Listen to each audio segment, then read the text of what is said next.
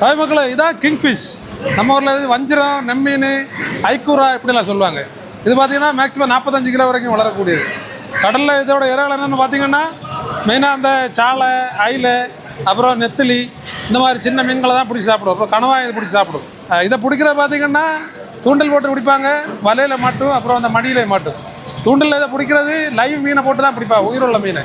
2-3 தூண்டை வரைக்கும் உயிருள்ள மீனில் விட்டு விடுவாங்க. தூண்டில் இவங்க இறை எடுக்கும்போது மற்ற மீன்கள் மாதிரி கிடையாது.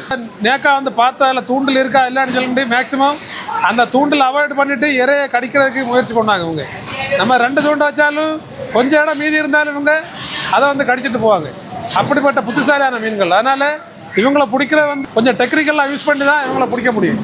இப்போ இது பார்த்தீங்கன்னா இதில் வந்து கம்பி போட்டிருக்காங்க. இதோட பல் வந்து ரொம்ப ஷார்ப்பானது.